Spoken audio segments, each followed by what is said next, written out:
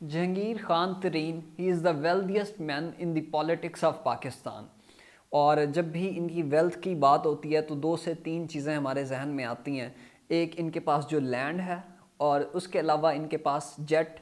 ان کا جیٹ جو ہے اس نے بڑا ایک امپورٹنٹ رول پلے کیا 2018 کے الیکشنز میں جب انڈیپینڈنٹ جو کینڈیڈیٹس تھے ان کو حصہ بنانا تھا پی ٹی آئی کا. اور اس کے علاوہ جو ہے جو ان کے پاس شوگر ملز ہیں. یہ تین چیزیں ہیں جو کہ جہانگیر خان ترین صاحب کی ویلتھ کو ڈیفائن کرتی ہیں. جہانگیر خان ترین صاحب کی اگر میں پولیٹیکل کیریئر کی بات کروں تو وہ 2002 میں شروع ہوتا ہے. پی ایم ایل کیو کی جو ہے نا پارٹی میں وہ اس ٹائم ہوتے ہیں اور اپنے کیریئر کا آغاز کرتے ہیں. اور پھر 2004 میں ان کے پاس پہلی جو منسٹری آتی ہے وہ انڈسٹری کی منسٹری ہوتی ہے. اور اسی انڈسٹری کی جو منسٹری ہوتی ہے اسی ٹائم میں ان کی جو اپنی انڈسٹریز ہیں جو شوگر ملز ہیں وہ اچھا خاصا فلورش کرتی ہیں. اور اس کے بعد 2011 میں جو جہانگیر خان ترین صاحب ہیں وہ پی ٹی آئی کو جوائن کر لیتے ہیں اور 2015 میں ایم این اے کے طور پہ کامیاب ہوتے ہیں پی ٹی آئی کے ٹکٹ کے اوپر. اور 2018 کے جب الیکشنز ہوتے ہیں تو اس سے ایک سال پہلے 2017 میں ان کو ڈسکوالیفائی کر دیا جاتا ہے سپریم کورٹ کی طرف سے اور ان کو ڈس آنیسٹ قرار دے دیا جاتا ہے جیسے کہ نواز شریف صاحب کو ڈس آنیسٹ قرار دے دیا جاتا ہے اور اس ٹائم ان کو بھی ڈسکوالیفائی کر دیا جاتا ہے.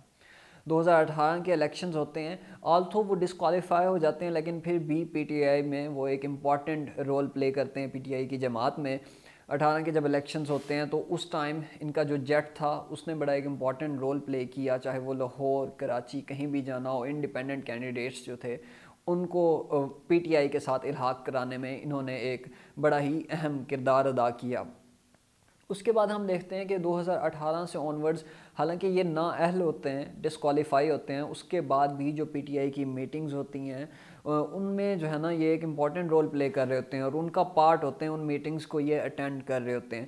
سو عمران خان کے ساتھ ان کا نیکسس اس ٹائم تک اسٹرانگ رہتا ہے لیکن تھوڑے ٹائم کے ساتھ ان کا جو نیکسس ہوتا ہے عمران خان کے ساتھ وہ ڈسٹرپٹ ہونا شروع ہو جاتا ہے سپلٹ ہونا شروع ہو جاتا ہے. ان دونوں میں جو سپلٹ ہے وہ بڑا واضح دکھائی دیتا ہے جب ہمارے سامنے شوگر سکیم آتا ہے 2020 میں.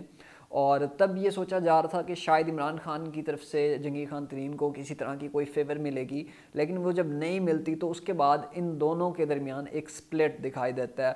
اور 2020 سے آنورڈز ہی جہانگیر خان ترین صاحب پی ٹی آئی سے تقریباً اپنی علیحدگی ہی شو کرتے ہیں لیکن اس بارے میں وہ کھل کے ابھی تک سامنے نہیں آتے. 2021 میں وہ کھل کے یہ جو ان دونوں کے درمیان جو رفٹ ہوتی ہے وہ کھل کے سامنے آ جاتی ہے.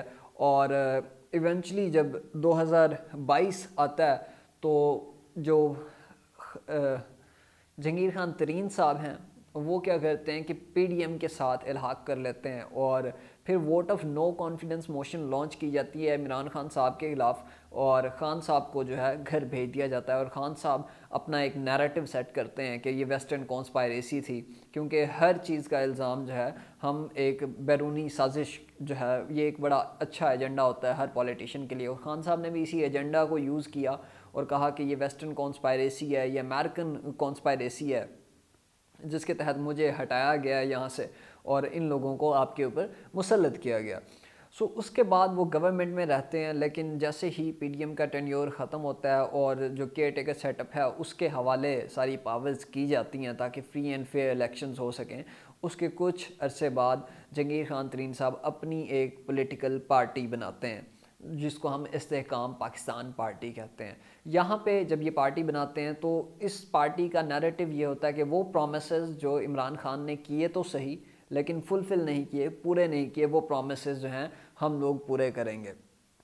اس کے ساتھ ہوتا ہی ہے کہ 9 مئی کا انسیڈنٹ ہو جاتا ہے اور پی ٹی آئی کے جتنے بھی لوگ ہوتے ہیں وہ سارے ایک تو پاکستان تحریک انصاف چھوڑ دیتے ہیں اور اس کے بعد جو استحکام پاکستان پارٹی ہے اس کو جوائن کرنا شروع کر دیتے ہیں. سو استحکام پاکستان پارٹی کی اگر میں بات کروں تو تقریباً لوگ وہی ہیں جنہوں نے پی ٹی آئی چھوڑی ہے. سو ہم یہ کہہ سکتے ہیں کہ جماعت کا نام صرف نیا لیکن وہاں پہ فیسز آپ کو پرانے ہی دکھائی دیں گے. ابھی الیکشن کمیشن آف پاکستان جو ہے اس پارٹی کو رجسٹر کر لیتا ہے اور جنوری میں ایک امپورٹنٹ ڈیسیژن آتا ہے کورٹ کی طرف سے اور وہ ڈیسیژن یہ ہوتا ہے کہ جو لائف ٹائم ڈسکوالیفیکیشن ہے اس کو ختم کر دیا جاتا ہے جس کے تحت جو ڈسکوالیفیکیشن تھی جہانگیر خان ترین صاحب کی وہ ڈسکوالیفیکیشن بھی ختم ہو جاتی ہے، اب وہ الیکشنز بھی لڑ سکتے ہیں۔ اور فیوچر سینیریو میں اگر میں بتاؤں کہ استحکام پاکستان پارٹی کے حوالے سے، تو ان کا پی ایم ایل این کے ساتھ سارٹ آف الائنس دکھائی دے رہا ہے سیٹ ایڈجسٹمنٹ کے حوالے سے، بیکاز جو دونوں ممبرز ہیں، چاہے پی ایم ایل این ہے یا پھر استحکام پاکستان پارٹی ہے، یہ دونوں ایک دوسرے کو کرٹیسائز بالکل بھی نہیں کر رہے اپنے جلسوں میں۔ سو ہو سکتا ہے کہ جب نئی گورنمنٹ آئے تو اس میں یہ پی ایم ایل این کے ساتھ الائنس بناتے ہوئے دکھائی دیں۔ تو ناظرین، یہ تھی ہماری آج کی ویڈیو، آپ سے ملاقات ہوگی اگلی ویڈیو میں، تب تک کے لیے اللہ حامی و ناصر۔